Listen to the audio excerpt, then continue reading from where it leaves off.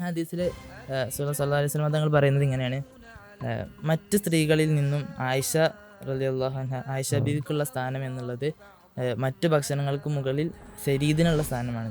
ആണ് പെണ്ണെന്നുള്ള രണ്ട് വർഗ്ഗങ്ങൾക്കും അവരുടേതായിട്ടുള്ള മാനസികവും ശാരീരികമായിട്ടുള്ള ഒരുപാട് വ്യത്യസ്തതകളുണ്ട്. സമന്മാരായ ആൾക്കാർക്കിടയിൽ നമ്മൾ റിസോഴ്സ് വീതിക്കുകയാണെങ്കിൽ അത് തുല്യമായി തന്നെ വീതിക്കണം. അതേസമയം രണ്ട് വ്യത്യസ്തരായ ആൾക്കാർക്കിടയിൽ നമ്മൾ റിസോഴ്സിനെ വീതിക്കുകയാണെങ്കിൽ അത് വ്യത്യസ്തമായ രീതിയിൽ തന്നെ അതിൻ്റെ വ്യത്യസ്തതയെ പരിഗണിച്ചുകൊണ്ട് തന്നെ അതിനെ വീതിക്കണം. നമ്മൾ ഈ പുരുഷൻ്റെയും സ്ത്രീയുടെയും ശരീരഘടന തന്നെ ഈ ഒരു റോളിനനുസരിച്ചിട്ടുള്ളതാണ്. സുഹൃത്ത് നിസാലെ ചില കോമൺ അല്ലെ നിസ എന്നുള്ള ആയത്ത്, ഈ ഒരു ആയത്ത് വെച്ചിട്ട് പല ഫെമിനിസ്റ്റുകളൊക്കെ ഇപ്പോൾ ഇസ്ലാമിനെതിരെ പറയാറുണ്ടല്ലോ, ഇസ്ലാം പാട്രിയാർക്കലാണ്. അതുകൊണ്ട് തന്നെ ഒരു ഭർത്താവ് ഭാര്യയുടെ കെയർ ടേക്കർ ആയിരിക്കുന്നത് പോലെ ഒരു മകൻ തൻ്റെ ഉമ്മയുടെ കെയർ ടേക്കറാണ്, ഒരു സഹോദരൻ തൻ്റെ സഹോദരിയുടെ കെയർ ടേക്കറാണ്. ലാസ്റ്റ്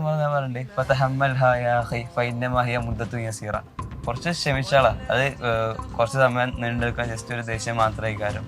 അവരോട് പറയാം, പുരുഷന്മാരെ, നിങ്ങളിൽ ഏറ്റവും നല്ലവർ നിങ്ങളുടെ സ്ത്രീകളോട് ഏറ്റവും നന്നായി പെരുമാറുന്നവരാണ്. ബിസ്മില്ലാഹിർ റഹ്മാനിർ റഹീം. ക്യൂരിയോസിറ്റിയുടെ ഒന്നാമത്തെ എപ്പിസോഡ് നമ്മൾ ഔട്ട് ചെയ്ത് കഴിഞ്ഞു. ഒരുപാട് വിഷയങ്ങൾക്ക് ചർച്ച ചെയ്ത ആ ഒരു എപ്പിസോഡിന് വളരെ നല്ല പ്രതികരണമാണ് മൊത്തം പ്രേക്ഷകരിൽ നിന്ന് ലഭിച്ചിട്ടുള്ളത്. ഒരുപാട് നിർദ്ദേശങ്ങളും അതുപോലെ തന്നെ നമ്മുടെ അടുത്ത് വന്നു പോയ തെറ്റുകളെ ചൂണ്ടിക്കാണിച്ചുകൊണ്ടും ഒരുപാട് കമൻറ്റുകളൊക്കെ വന്നു. എന്തായാലും പരമാവധി തെറ്റുകളൊക്കെ തിരുത്താൻ ശ്രമിച്ചിട്ടുണ്ട്. അതുപോലെ തന്നെ ആ ഒരു എപ്പിസോഡിനെ നന്നായി ഹൃദയത്തിലെത്തിയ എല്ലാ പ്രേക്ഷകർക്കും നന്ദി പറയാം. ആ ഒരു എപ്പിസോഡ് നമ്മൾ ഒരുപാട് വിഷയങ്ങൾ ചർച്ച ചെയ്തിട്ടുണ്ട്. പക്ഷേ ഇനിയുള്ള എപ്പിസോഡുകൾ അത്തരം ഒരുപാട് വിഷയങ്ങൾ ചർച്ച ചെയ്യുന്നതിന് പകരം അധികം സമയം എടുക്കാതെ ഒരു പ്രത്യേക വിഷയങ്ങളിൽ കേന്ദ്രീകരിച്ച് എപ്പിസോഡുകൾ മുന്നോട്ട് കൊണ്ടുപോകുക എന്നുള്ളതാണ് ഇപ്പം ഇനി മുതൽ നമ്മൾ ചെയ്യാൻ പോകുന്ന രീതി. ആദ്യമായി ഈ ഒരു രണ്ടാമത്തെ എപ്പിസോഡിൽ നമ്മൾ വിഷയമായിട്ട് എടുത്തിട്ടുള്ളത് ജെൻഡർ ഇക്വാലിറ്റി ആൻഡ് ഖുർആൻ, ലിംഗസമത്വവും ഖുർആനും എന്നുള്ളൊരു വിഷയമാണ്. അപ്പോൾ ഈ ഒരു വിഷയത്തിൽ നമ്മൾ പ്രധാനമായിട്ട് ശ്രദ്ധിക്കേണ്ടതാണല്ലോ, നമ്മൾ അറിഞ്ഞിരിക്കേണ്ട ഒരു കാര്യമാണ് എന്താണ് ജെൻഡർ ഇക്വാലിറ്റി, അതുപോലെ തന്നെ എന്താണ് ഇതിന് സമുദായത്തിൽ ഈ ഒരു ചർച്ചയ്ക്കുള്ള സ്കോപ്പ് എന്താണ്. അപ്പോൾ നമുക്കറിയാം, മനുഷ്യനെന്ന് പറഞ്ഞാൽ മറ്റുള്ള ഭൂമിയിലുള്ള മറ്റുള്ള ഏത് ജന്തുക്കളെ പോലെ തന്നെ ആണ് പെണ്ണെന്നുള്ള രണ്ട് വർഗ്ഗങ്ങളായിട്ടാണ് നിലനിൽക്കുന്നത്. അപ്പം ഇത് മാത്രമല്ല, ആണ് പെണ്ണെന്നുള്ള രണ്ട് വർഗ്ഗങ്ങൾക്കും അവരുടേതായിട്ടുള്ള മാനസികവും ശാരീരികമായിട്ടുള്ള ഒരുപാട് വ്യത്യസ്തതകളുണ്ട്. അപ്പം ഈ വ്യത്യസ്തതകളെ എങ്ങനെ അഡ്രസ്സ് ചെയ്യണം എന്നുള്ളിടത്താണ് ഈ ജെൻഡർ ഇക്വാലിറ്റി പോലുള്ള ആശയങ്ങളൊക്കെ വരുന്നത്. അതായത് നമ്മൾ മറ്റുള്ള സ്പീഷീസുകളെ ട്രീറ്റ് ചെയ്യുന്ന സമയത്ത്, ഉദാഹരണം കാള, പശു, രണ്ടും ഒരേ സ്പീഷ്യസാണ്. പക്ഷെ നമ്മൾ അവരെ ട്രീറ്റ് ചെയ്യുമ്പോൾ എന്ത് ചെയ്യും? കാളനെ നമ്മൾ ഒരു രീതിയിലാണ് ട്രീറ്റ് ചെയ്യണത്, പശുവിനെ നമ്മൾ വേറൊരു രീതിയിലാണ് ട്രീറ്റ് ചെയ്യണത്. അപ്പം ഈ ഒരു രീതി മനുഷ്യരായ നമ്മൾ ഈ ജെൻഡർ എങ്ങനെയാണ് നമ്മുടെ നിയമങ്ങളിലും മറ്റുള്ള സാമൂഹിക ഇടപെടലുകളൊക്കെ എങ്ങനെയാണ് ഉപയോഗപ്പെടുത്തുക എന്നുള്ളിടത്താണ് ഇത്തരം ആശയങ്ങൾ കടന്നു വരുന്നത്.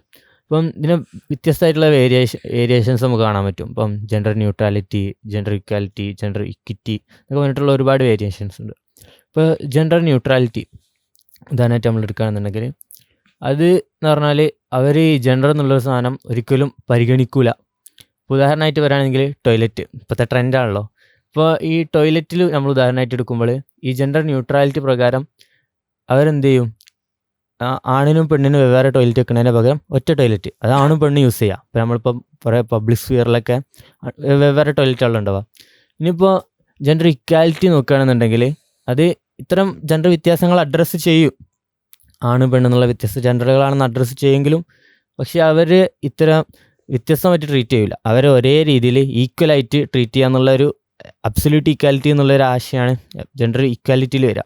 പിന്നെ ജെൻഡർ ഇക്വിറ്റി എന്ന് പറഞ്ഞാൽ ഇത്തരം വ്യത്യസ്തതകൾ അഡ്രസ്സ് ചെയ്തിട്ടുള്ള ഒരാശയമാണ് ജെൻഡർ ഇക്വിറ്റി എന്ന് പറഞ്ഞാൽ. അതായത് ചില സമയങ്ങളിൽ ആണിന് പരിഗണന കൂടുകയും പെണ്ണിന് പരിഗണന കുറയുകയും, ചില സമയങ്ങളിൽ പെണ്ണിന് പരിഗണന കൂട്ടുകയും ആണിന് പരിഗണന കുറയ്ക്കുകയൊക്കെ ചെയ്യുന്ന ഒരു ആശയമാണ് ഈ ജെൻഡർ ഇക്വിറ്റി എന്ന് പറഞ്ഞിട്ടുള്ള ഒരു ആശയം. ഇതിപ്പോൾ ഇസ്ലാം മുന്നോട്ട് വെക്കുന്ന ഐഡിയോളജി എന്താണെന്ന് വെച്ചാൽ ജെൻഡർ ഇക്വിറ്റി ആണ്. ജെൻഡർ ഇക്വാലിറ്റി അല്ല, ജെൻഡർ ന്യൂട്രാലിറ്റി എന്തായാലും അല്ല. എന്തുകൊണ്ട് ഇസ്ലാം ജെൻഡർ ഇക്വിറ്റി തിരഞ്ഞെടുത്തെന്ന് ചോദിക്കുകയാണെങ്കിൽ ആദ്യമായിട്ട് നമ്മൾ ഇക്വാലിറ്റി ഇക്വിറ്റി എന്ന ടേംസിനിടയിലുള്ള വ്യത്യാസം മനസ്സിലാക്കണം. ഇക്വാലിറ്റി എന്ന് പറഞ്ഞാൽ ഒരു റിസോഴ്സ് അല്ലെങ്കിൽ ഒരു ഓപ്പർച്യൂണിറ്റി നമ്മൾ വീതിക്കുകയാണെങ്കിൽ വീതിക്കപ്പെടുന്നവർക്കിടയിലെ വ്യത്യാസങ്ങളോ കുറവുകളോ ഒന്നും പരിഗണിക്കാതെ തുല്യമായ രീതിയിൽ വീതിക്കുന്നതിനാണ് ഇക്വാലിറ്റി എന്ന് പറയാം. അതേസമയം ഇക്വിറ്റി എന്ന് പറഞ്ഞാൽ വീതിക്കപ്പെടുന്നവർക്കിടയിലെ കുറവുകളും വ്യത്യസ്തതകളും മനസ്സിലാക്കി അതിനനുസരിച്ച് റിസോഴ്സിനെയും ഓപ്പർച്യൂണിറ്റിനെയും വീതിക്കുന്നതിനാണ് ഇക്വിറ്റി എന്ന് പറയാം. അതാണ് അവിടുത്തെ നൈതികത. ഉദാഹരണത്തിന് നമ്മളെ സമൂഹത്തിൽ കുറേ പിന്നോക്ക വിഭാഗങ്ങളുണ്ട്. അവിടെ ചില സാമൂഹിക സാഹചര്യങ്ങൾ കാരണങ്ങളാൽ സമൂഹത്തിൽ നിന്ന് മാറ്റി നിർത്തപ്പെട്ടവരാണ്. ഇവരെ മുന്നോട്ട് കൊണ്ടുവരാൻ നമ്മളിവിടെ ഇക്വാലിറ്റിയാണ് അപ്ലൈ ചെയ്യുന്നുണ്ടെങ്കിൽ രണ്ടു പേർക്കും അവരല്ലാത്ത ഞങ്ങൾക്ക് തുല്യമായ രീതിയിലാണ് പരിഗണന നൽകുന്നുണ്ടെങ്കിൽ ഒരിക്കലും ഇവർക്ക് മുന്നോട്ട് SC/ST OBC ഒരിക്കലും മുന്നോട്ട് വരാൻ സാധിക്കില്ല.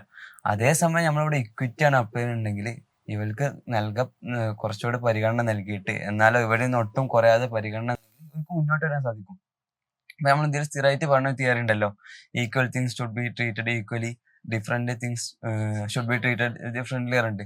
അതായത് രണ്ട് സമന്മാരായ ആൾക്കാർക്കിടയിൽ നമ്മൾ റിസോഴ്സ് വീതിക്കുകയാണെങ്കിൽ അത് തുല്യമായി തന്നെ വീതിക്കണം.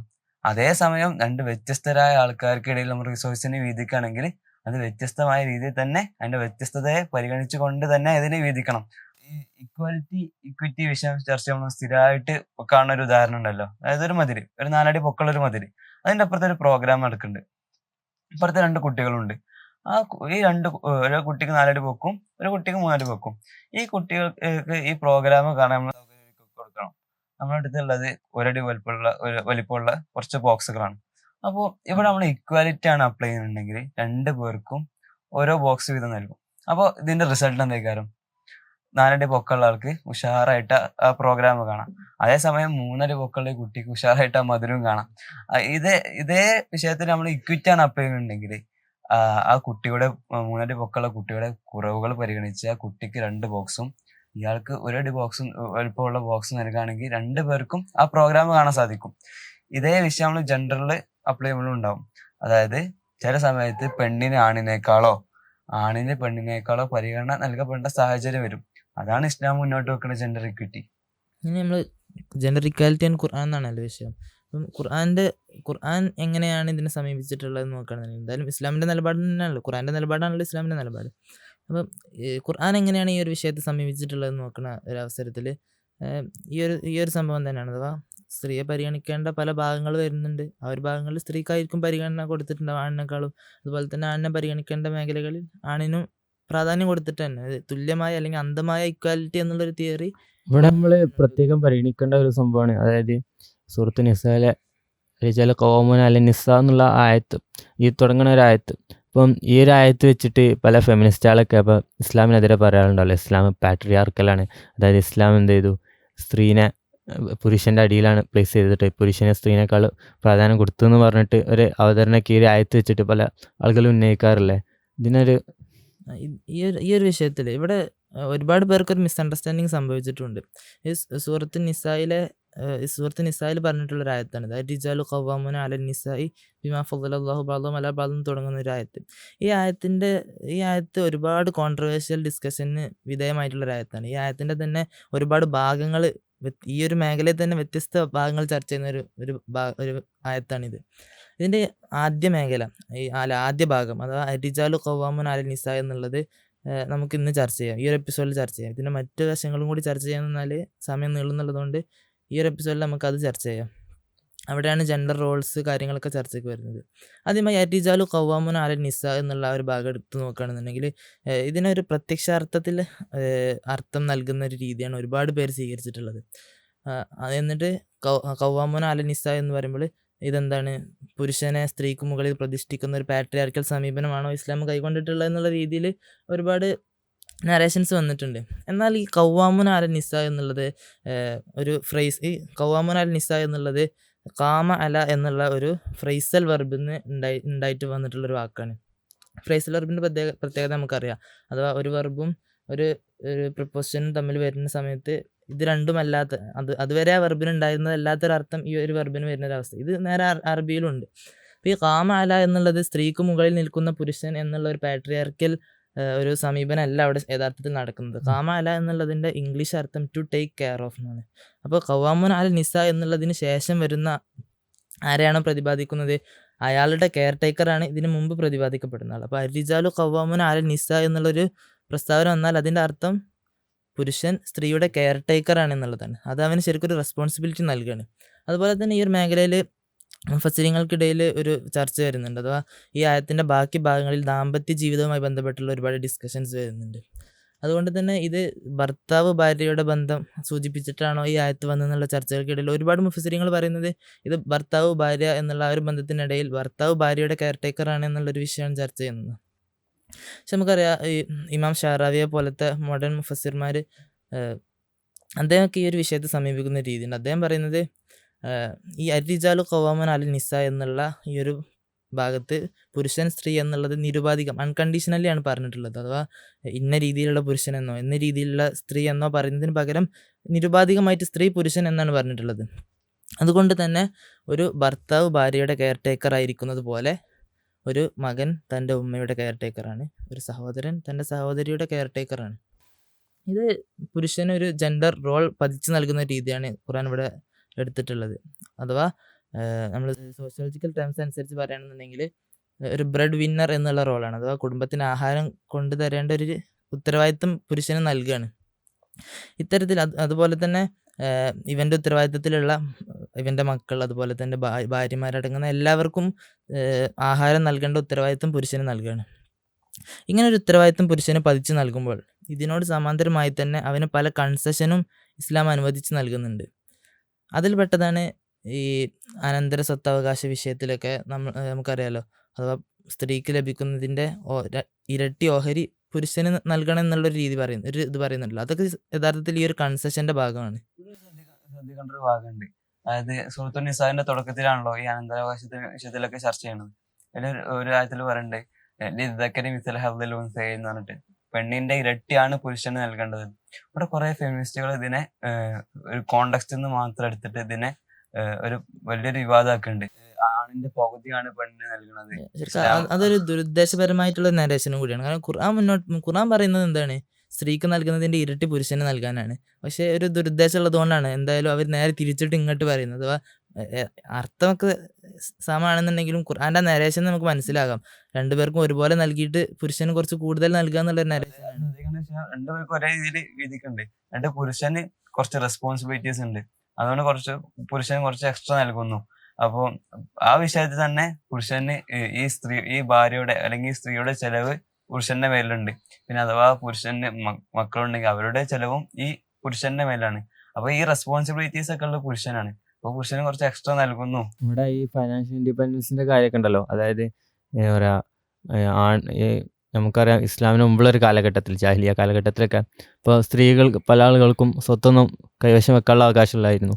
മറ്റുള്ള ഒരുപാട് സമുദായങ്ങളിൽ ഒരുപാട് കാലം വരേക്കും സ്ത്രീകൾക്ക് സ്വത്ത് കൈവശം വെക്കാനുള്ള അവകാശമൊന്നുമില്ലായിരുന്നു.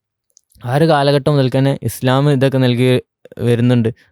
മാത്രമല്ല നമുക്കറിയാം ഈ പുരുഷന് ഇങ്ങനെ ഒരു റോള് ചെയ്യൽ നിർബന്ധമാണ്. അതായത് പുരുഷനെ സംബന്ധിച്ചിടത്തോളം അവന് അവൻ്റെ ഫാമിലിക്ക് വേണ്ടി ബ്രെഡ് വിന്നർ ആവണം, അത് നിർബന്ധമാണ്. പക്ഷേ ഒരു സ്ത്രീയെ സംബന്ധിച്ചിടത്തോളം അത് നിർബന്ധമില്ല. ഇനി നേരെ മറിച്ച് ഒരു സ്ത്രീക്ക് തോന്നുകയാണ് എനിക്കിതൊക്കെ ചെയ്യാൻ കഴിയും, എൻ്റെ ഫാമിലിയിൽ എനിക്ക് അത്യാവശ്യം സമ്പാദിച്ച് എൻ്റെ ഫാമിലിയെ നോക്കി നടത്താനുള്ള കഴിവൊക്കെ എനിക്കുണ്ട്, എൻ്റെ ഭർത്താവിന് കൊടുക്കാനുള്ള കഴിവൊക്കെ എനിക്കുണ്ട് എന്ന് സ്ത്രീക്ക് തോന്നുകയാണെന്നുണ്ടെങ്കിൽ അത്തരമൊരു സാഹചര്യം ഒരു ഇസ്ലാമികമായിട്ട് ഒരു സ്ത്രീക്ക്, ഒരു മുസ്ലിം സ്ത്രീക്ക് അവളുടെ എല്ലാ ഇതും അനുസരിച്ച് കൊണ്ട് ജോലി ചെയ്യാൻ പറ്റുന്ന ഒരു സാഹചര്യം ഉണ്ടെന്നുണ്ടെങ്കിൽ അത് ചെയ്യാൻ പാടില്ല എന്നൊന്നും ഇസ്ലാം പറയുന്നില്ല. അതെന്ത്, സ്ത്രീക്ക് ചെയ്യാം, പക്ഷേ ഒരു ഫാമിലി നിലനിൽക്കണം എന്നുള്ള ഉദ്ദേശത്തോടു കൂടി ആ ഒരു റോള് നിർബന്ധമാക്കിയിട്ടുള്ളത് ആർക്കാണ്? പുരുഷനാണ് എന്നേ വരുന്നുള്ളൂ. ഇവിടെ ഉത്തരവാദിത്തമാണെന്നുണ്ടെങ്കിൽ സ്ത്രീക്ക് ഇത് ചോയ്സ് ആണ് എന്നാണ് രീതിയിലേക്കാണ് ഇത് നമ്മൾ വായിക്കേണ്ടതും. ഇനി നമ്മൾ അതുപോലെ തന്നെ എന്തുകൊണ്ട് ഈ ഒരു ഇത്തരത്തിലുള്ള ജെൻഡർ റോൾസ്, അഥവാ പുരുഷന് അധ്വാനിക്കാൻ ബ്രെഡ് വിന്നർ എന്നുള്ള റോളും അതുപോലെ തന്നെ അതേസമയം സ്ത്രീക്ക് പ്രത്യേകിച്ചും റീപ്രൊഡക്ഷൻ അല്ലെങ്കിൽ ഹൗസ് ഹോൾഡ് എന്നൊക്കെ ഉള്ളൊരു റോൾ എങ്ങനെ വന്നു എന്നുള്ളൊരു ചിന്ത. ഇത് ആദ്യമേ വീണ്ടും എടുത്ത് പറയാണ്, ഇത് നിർബന്ധമല്ല, സ്ത്രീക്ക് ഇത് ചോയ്സാണ്, പുരുഷന് ഉത്തരവാദിത്തമാണ്. അതുകൊണ്ട് ഈ ഒരു റോൾ എങ്ങനെ വന്നു എന്നുള്ളതിലും ഒരു സയൻറ്റിഫിക് ഫാക്ട്സ് ഉണ്ട്. ഇതൊരു നാച്ചുറൽ ഫിനോമിനാണ്. അഥവാ നമ്മൾ ഈ പുരുഷൻ്റെയും സ്ത്രീയുടെയും ശരീരഘടന തന്നെ ഈ ഒരു റോളിനനുസരിച്ചിട്ടുള്ളതാണ്. നമ്മൾ ഈ അഡോളസൻസ് പീരീഡിലുള്ള പ്രധാനമായിട്ടും മനുഷ്യ ശരീരത്തിന് വളർച്ചയും അതുപോലെ തന്നെ മാറ്റങ്ങളൊക്കെ വരുന്നൊരു പീരീഡാണല്ലോ അഡോളസൻസ് പീരീഡ്. ഇത് തന്നെ സ്ത്രീക്കും പുരുഷനും വ്യത്യസ്തമായിട്ടാണ് ഉണ്ടാകുന്നത്. സ്ത്രീയെ അപേക്ഷിച്ച് പുരുഷന് അഡോളസൻസ് പീരീഡ് കൂടുതലാണ്. ഈ ഒരു സമയത്ത് ശരീരത്തിലുണ്ടാകുന്ന മാറ്റങ്ങൾ പ്രധാനമായിട്ടും അവൻ്റെ മസിൽ സ്ട്രെങ്തൻ ആവും. അതുപോലെ തന്നെ ഒരു അധ്വാനിച്ച് ജോലി ചെയ്യുക എന്നുള്ള രീതിയിലേക്ക് അവൻ്റെ ബോഡി മാറുന്നൊരു ടൈമാണ് ഈ അഡോളസൻസ് പീരീഡ്. അതേസമയം സ്ത്രീയെ സംബന്ധിച്ചിടത്തോളം അവൾക്കിത് സൗന്ദര്യം വർദ്ധിക്കുന്ന, അതല്ലെങ്കിൽ റീപ്രൊഡക്ഷന് അവളെ സഹായിക്കുന്ന രീതി, അവിടെ പെൽവിസ് വലുതാവുക എന്നൊക്കെ പോലത്തെ ആ ഒരു രീതിയിലുള്ള മാറ്റങ്ങളാണ് സ്ത്രീക്ക് വരുന്നത്. ഇനി മാത്രമല്ല, അപ്പോൾ നമ്മൾ ഈ പെണ്ണിനെ സംബന്ധിച്ചിടത്തോളം അവൾക്ക് എന്ത് മെൻസസ് എന്ന് പറഞ്ഞിട്ടൊരു പീരീഡ് ഉണ്ടാവും എല്ലാ മാസവും. അപ്പോൾ ഈ ഒരു ടൈമിൽ ജോലി ചെയ്യാൻ ബുദ്ധിമുട്ടുള്ള ക്രാംസ് അനുഭവിക്കുന്ന ഒരുപാട് സ്ത്രീകളുണ്ട്. അതുകൊണ്ടാണല്ലോ ഈ മെൻസസ് ലീവിനൊക്കെ വേണ്ടിയിട്ടുള്ള ഒരുപാട് മുന്നേറ്റങ്ങളൊക്കെ നടക്കുന്നതും. അപ്പോൾ ഇതൊരു പ്രശ്നം നിലനിൽക്കുന്നുണ്ട്. മാത്രമല്ല, ഇനി പ്രഗ്നൻസിൻ്റെ കാര്യം നോക്കുകയാണെന്നുണ്ടെങ്കിൽ ഒരു 10 മാസത്തോളം സ്ത്രീ ഭയങ്കര ദുരിതം അനുഭവിക്കുന്ന ഒരു കാലഘട്ടമാണുള്ളത്. ആ ഒരു ടൈമിൽ എന്താ നമുക്കറിയാം ഗവൺമെൻറ് ജോലികളിലൊക്കെ എന്ത് ചെയ്യും, 6 മാസം അവൾക്ക് ലീവ് അനുവദിക്കുന്നുണ്ട്. അവിടെ ടെമ്പററി ആയിട്ട് ആളെ റിക്രൂട്ട് ചെയ്യുന്ന പോലെ ഉണ്ട്. ഈ ഒരു സാഹചര്യത്തിൽ ഇത്തരം ഒരു ഘട്ടത്തിൽ ഒരു കോംപ്ലക്സ് ആയിട്ടുള്ള ബയോളജിക്കൽ ഒരു സ്ട്രക്ചറുള്ള സ്ത്രീക്ക് അവിടെ വർക്ക് ചെയ്യാൻ ബുദ്ധിമുട്ടായിരിക്കും. അപ്പം എന്ത്, പുരുഷന് ഇത്തരം പ്രശ്നങ്ങളൊന്നും ഇല്ലാത്തതുകൊണ്ട് തന്നെ പുരുഷൻ എന്ത് ചെയ്യുക, ആ സമയങ്ങളിലൊക്കെ കുഴപ്പമില്ലാതെ വർക്ക് ചെയ്യുക. അപ്പം ഇത് ഇനി സ്ത്രീയുടെ മേലെ നിർബന്ധമാക്കുകയാണെന്നുണ്ടെങ്കിൽ, ഒരു ഫാമിലി നിലനിൽക്കുകയാണെങ്കിൽ ആരെങ്കിലുമൊക്കെ ഇത് നിർബന്ധമായിട്ട് ചെയ്യണമല്ലോ. അപ്പം നിർബന്ധമാക്കുകയാണെന്നുണ്ടെങ്കിൽ ഇത്തരം ബുദ്ധിമുട്ടുണ്ടായതുകൊണ്ട് തന്നെ പുരുഷൻ്റെ മേലെ നിർബന്ധമാക്കി. ഇത്തരം ബയോളജിക്കൽ പ്രശ്നങ്ങളില്ലാത്തതുകൊണ്ട് പുരുഷനത് നിർവഹിച്ച് കൊണ്ടുപോകാനും ഇത്തരം പ്രശ്നമില്ലാതെ തടസ്സമില്ലാതെ കഴിയുമെന്നുള്ളതുകൊണ്ടാണ് ഇങ്ങനെ പുരുഷൻ്റെ മേലെ നിർബന്ധമാക്കിയിട്ടുള്ളതും നമ്മൾ മനസ്സിലാക്കേണ്ടതും കൂടിയാണ്. അതുപോലെ തന്നെ ഈ ഒരു വിഷയത്തിൽ ഒരു വിരോധാഭാസം സംഭവിക്കുന്നുണ്ട്. അത് അധിക കുടുംബങ്ങളിലും ഈ ഒരു ജെൻഡർ ഇക്വാലിറ്റി വേണമെന്നൊക്കെ പറഞ്ഞുകൊണ്ട് സ്ത്രീയും ജോലിക്ക് പോകുന്ന ഒരു സാഹചര്യം ഉണ്ടാകുന്ന പല കുടുംബങ്ങളിലും നമുക്ക് അറിയാവുന്ന ഒരു അവസ്ഥയാണ്. അഥവാ ഈ ഒരു സ്ത്രീ അവളുടെ ജോലിയും ചെയ്യണം, അതിന് പുറമെ വീട്ടിൽ നിന്നിട്ട് വീട്ടിലെ ജോലിയും കൂടി സ്ത്രീക്ക് ഇരട്ടി പണിയാവുന്നൊരു അവസ്ഥയാണ് ഉണ്ടാകുക. അതുപോലെ തന്നെ ഈ ഇത്തരത്തിലുള്ള ആയത്തുകൾ അല്ലെങ്കിൽ ഹദീസുകളൊക്കെ ഇൻ്റർപ്രറ്റ് ചെയ്യുന്ന സമയത്ത് നമുക്കറിയാം ഒരുപാട് ഫെമിനിസ്റ്റുകളൊക്കെ വളരെ ഈ ഒരു ആയത്തിൽ നിന്നോ ഹദീസിൽ നിന്നോ കിട്ടാത്ത രീതിയിലുള്ള പല അസംഷൻ മുന്നോട്ട് വെച്ചാണ്ട് വരുന്നത് കാണാം. അതിന് ഏറ്റവും വലിയൊരു ഉദാഹരണമാണ് ഒരു റസൂലുള്ളാഹിൻ്റെ ഒരു ഹദീസ് ഉണ്ട്. ആ ഹദീസിൽ സല്ലല്ലാഹു അലൈഹി വസല്ലം തങ്ങൾ പറയുന്നത് ഇങ്ങനെയാണ്: മറ്റ് സ്ത്രീകളിൽ നിന്നും ആയിഷ റളിയല്ലാഹു അൻഹ, ആയിഷ ബീവിക്കുള്ള സ്ഥാനം എന്നുള്ളത് മറ്റു ഭക്ഷണങ്ങൾക്ക് മുകളിൽ സെരീദിനുള്ള സ്ഥാനമാണ്. ഈ സെരീദ് എന്നുള്ളത് അന്നത്തെ കാലത്ത് ഒരു ആഡംബര ഭക്ഷണമാണ്. ആഡംബര ഭക്ഷണം എന്ന് പറഞ്ഞാൽ അന്ന് ഉണക്കറൊട്ടിയും കാരക്കൊക്കെ കഴിച്ചിരുന്ന ആ ഒരു സമുദായത്തിന് എന്തുകൊണ്ടും ആഡംബരമായി തോന്നിയിരുന്ന ഒരു ഭക്ഷണമാണ്, അല്ലെങ്കിൽ മറ്റു ഭക്ഷണങ്ങളിൽ നിന്നും മുന്നിട്ട് നിൽക്കുന്ന ഒരു മുന്തിയ ഭക്ഷണമാണ് ഈ സെരീദ്. ഈ ഒരു രീതിയിലുള്ള ഈ ഒരു ഹദീസ് ഇത് കേട്ടാൽ തന്നെ മനസ്സിലാവും എന്താണ് ഇവിടെ ഉദ്ദേശിച്ചിട്ടുള്ളത് എന്നുള്ളത്. ആ സ്ഥാനം പറഞ്ഞു കൊടുക്കാൻ വേണ്ടിയിട്ടുള്ള ഒരു ഉപമയാണ്. പക്ഷേ ഇതിനെ പറ്റി പല ഫെമിനിസ്റ്റുകളും പറയുന്നത് കണ്ടില്ലേ, ഇസ്ലാമിന് സ്ത്രീ എന്നുള്ളത് ഒരു കൺസ്യൂം ചെയ്യപ്പെടാൻ മാത്രമുള്ള ഒരു ഭക്ഷണം പോലെ അത്രക്കും നീചമായ സ്ഥാനമാണ് ഇസ്ലാം കൊടുക്കണമെന്നാണ് ഈ ഒരു ഇതിൽ പറയുന്നത്. അതുപോലെ തന്നെ നമ്മൾ ഇത്തരം ഹദീസുകൾ ഇൻ്റർപ്രറ്റ് ചെയ്യുന്ന സമയത്ത് ആരാണ് ഈ ഹദീസുകൾ അല്ലെങ്കിൽ ഈ ആയത്തുകൾ നമുക്ക് എത്തിച്ചു തന്നിട്ടുള്ളത്, എങ്ങനെയാണ് സ്ത്രീകളായിട്ട് ഇടപെട്ടത് എങ്ങനെയെന്നുള്ളത് നമ്മൾ പരിശോധിക്കേണ്ടതുണ്ട്. അപ്പം റസൂലുള്ളാഹിൻ്റെ മറ്റൊരു ഹദീസിൽ നമുക്ക് കാണാം, അതായത് പുരുഷന്മാരെ അഭിസംബോധന ചെയ്തുകൊണ്ട് റസൂലുള്ള പറയുന്ന ഒരു ഹദീസാണ്.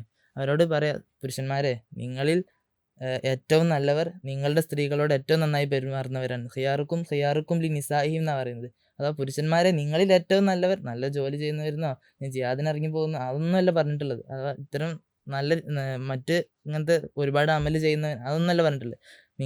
നിങ്ങളുടെ സ്ത്രീകളോട് ഏറ്റവും നന്നായി പെരുമാറുന്നവൻ ആരോ അവനാണ് ഏറ്റവും നല്ല പുരുഷൻ എന്നാണ് റസൂലുള്ള പറഞ്ഞിട്ടുള്ളത്. അതേപോലെ ഉമറദാന്റെ ഒരു കഥയല്ലേ, അതായത് ഉമറദാന്റെ ഭരണകാലത്ത് ഉമറദാനോട് ഒരാളൊന്ന് പറയും, ഭാര്യനെ പറ്റി പരാതി പറയാൻ വരുമ്പോ പരാതി എന്തൊക്കെയാലും തന്റെ ഭാര്യ താൻ പറഞ്ഞ അനുസരിക്കുന്നില്ല, തനിക്കെതിരെ പറയാണ്, ഉമറദ പറഞ്ഞ ഇടപെട്ട് റെഡിയാക്കി തരണം. അങ്ങനെ വാൽക്കെത്തുമ്പോ ഉമറദാനോട് ഭാര്യ കയർക്കണതായി കാര്യം കേൾക്കുന്നുണ്ട്. അപ്പൊ ഇയാള് തിരിച്ചു പോവാണ്. അപ്പൊ അത് കണ്ട് ഉമറദാൻ ഇയാളെ തിരിച്ചു വിളിക്കുന്നുണ്ട്. അപ്പൊ എന്താ സംഭവം ചോദിച്ചപ്പോ പറയും, എന്റെ ഭാര്യ എനിക്കെതിരെ സംസാരിക്കുന്നുണ്ട്, ഞാൻ പറഞ്ഞത് കേൾക്കുന്നില്ല. അപ്പൊ അത് പറയാൻ വേണ്ടി നിങ്ങളെ വീട്ടിലേക്ക് വന്നപ്പോ ഇവിടെ തന്നെയാണ് അവസ്ഥ, നമ്മളുണ്ടാവുന്ന സെയിം അവസ്ഥയാണ്, അപ്പൊ അതുകൊണ്ട് തിരിച്ചു പോയതാണ്. അപ്പൊ ഉമറദാൻ പറഞ്ഞൊരു വാക്കുണ്ട്, അവര് നമുക്ക് ഭക്ഷണം ഉണ്ടാക്കി തരുന്നവരാണ്, നമ്മളെ ഡ്രസ്സ് അലക്കി തരുന്നവരാണ്, അതേപോലെ നമ്മളെ കുട്ടികളെ നോക്കുന്നവരെയാണ്. ഇതൊന്നും അവരുടെ മേൽ നിർബന്ധമല്ല, അവര് നമുക്ക് വേണ്ടി ചെയ്തു തരുന്നതാണ്. ലാസ്റ്റ് പറഞ്ഞിട്ടുണ്ട്, കുറച്ച് ക്ഷമിച്ചാളാ, അത് കുറച്ച് സമയം നീണ്ടെടുക്കാൻ ജസ്റ്റ് ഒരു ദേഷ്യം മാത്രമായി കാര്യം, അത് കഴിഞ്ഞാൽ വിട്ട് മാറി നിൽക്കുന്നു പറഞ്ഞു. ഈ കഥയിൽ നമ്മൾ ശ്രദ്ധിക്കേണ്ട ഒരു വിഷയം കൂടി, അഥവാ ഇപ്പം പല സമുദായങ്ങളിലും പല കുടുംബങ്ങളിലും വിചാരിച്ചു വരുന്ന ഒരു രീതിയാണ്, അഥവാ സ്ത്രീയുടെ കടമയാണ് വീട്ടിലെ ഡ്രസ്സ് അലക്കൽ, ഭക്ഷണം ഉണ്ടാക്കി തരൽ, പലരും ഉമ്മമാരോടൊക്കെ കയർക്കുന്നത് തന്നെ നമുക്ക് കാണാം. ഭക്ഷണം നല്ല ഭക്ഷണം അല്ലാന്നുണ്ടെങ്കിൽ അവനക്ക് എന്തോ കിട്ടേണ്ട അവകാശം പോലെയാണ് പലരും സംസാരിക്കുക. യഥാർത്ഥത്തിൽ ഇസ്ലാം ഈ സ്ത്രീക്ക് എങ്ങനെ കൊടുത്തിട്ടുള്ളത്? അവൾക്ക് ചോയ്സ് ഉണ്ട്, ചെയ്യാവുന്നതാണ്. പക്ഷേ സ്ത്രീക്ക് പറ്റാത്തൊരു സാഹചര്യം വന്നാൽ, അവൾ പറ്റില്ല എന്ന് പറഞ്ഞാൽ അതിന് വേലക്കാരിയെ വെച്ച് കൊടുക്കേണ്ട ഉത്തരവാദിത്തം ഭർത്താവിനാണ്. ഈവൻ കുട്ടിക്ക് മുല കൊടുക്കാൻ എനിക്ക് കൂലി വേണം എന്ന് പറഞ്ഞാൽ ആ ഭർത്താവ് കൂലി കൊടുക്കേണ്ടതും ഭർത്താവിന്റെ ഉത്തരവാദിത്തമാണ്. ഇവിടെ ഇതേപോലെയാണ്. ഇപ്പോൾ ഇതൊക്കെ ഇങ്ങനെ ഒരു നിലനിന്ന് പോകാൻ ഇപ്പോൾ ഫിക്കിയായിട്ടുള്ള ചില നിയമങ്ങളൊക്കെ ഉണ്ടാവും. ഇപ്പം ഉദാഹരണം പറഞ്ഞാൽ ഇപ്പം ഈ ഇവിടെ ഹാദിമിനെ വെച്ചെടുക്കണം എന്നുള്ള സംഭവങ്ങളൊക്കെ ഇവിടെ സത്യം പറഞ്ഞാൽ ഈ കുടുംബബന്ധം നിലനിൽക്കുന്നത് എങ്ങനെയാണ്? സ്നേഹത്തിന് ഇതിൻ്റെ പേരിലാണ്. ഇങ്ങനെ നിലനിന്ന് പോകേണ്ട ഒരു സംഭവമാണ് ഈ ദാമ്പത്യം എന്നുള്ളതൊക്കെ പറഞ്ഞാൽ. അപ്പോൾ അവിടെ ഇത്തരം നിയമങ്ങളൊക്കെ വെക്കുന്നത് എന്താ വെച്ചാൽ ഫാമിലി എന്നുള്ള സിസ്റ്റത്തിന് ഇസ്ലാം അത്ര ഇമ്പോർട്ടൻസ് കൽപ്പിക്കുന്നതാണ്. അപ്പം ആ സിസ്റ്റം ഒരിക്കലും തകർന്നു പോകരുത്. അപ്പം അതിന് ബേസായിട്ടുള്ള നിലനിന്ന് പോകാനുള്ള ചില നിയമങ്ങളൊക്കെ ഉണ്ടാക്കും. ബാക്കി സ്നേഹത്തിന്റെ പേരിലും സൗഹാർദ്ദത്തിന്റെ പേരിലൊക്കെ ഒരു കേസ് വന്നാൽ ഇതിനെങ്ങനെ വിധി പറയണം എന്നുള്ള ഡെഡ് എൻഡുകളാണ് ഈ നിയമങ്ങളൊക്കെ. ഇത്തരം ഈ ഒരു ഡ്രൈ ആയിട്ടുള്ള നിയമങ്ങൾക്ക് അപ്പുറം ഒരു സ്നേഹത്തിന്റെ നനവുള്ള ജീവിതങ്ങളായിരിക്കും യഥാർത്ഥ നല്ല കുടുംബങ്ങൾ എന്ന് നമുക്ക് ഒരു കൺക്ലൂഷനിലെത്തി പറയാം. എന്തായാലും ഈ ഒരു എപ്പിസോഡ് ജെൻഡർ ഇക്വാലിറ്റി ആൻഡ് ഖുർആൻ എന്നുള്ളൊരു വിഷയത്തിൽ നമ്മൾ ഒരുപാട് ചർച്ചകൾ ചെയ്തു. ഇനിയും ഒരുപാട് ചർച്ചകൾ ബാക്കിയുണ്ട്. ഇനി വരുന്ന എപ്പിസോഡുകളിൽ ഇതിൻ്റെ ഒരു പാർട്ട് 2 പാർട്ട് 3 ഒക്കെ ആയിട്ട് ചെയ്യാം. ഇൻഷാ അല്ലാഹ് നമുക്ക് വൈൻഡപ്പ് ചെയ്യാം അല്ലേ? അസ്സലാമു അലൈക്കും.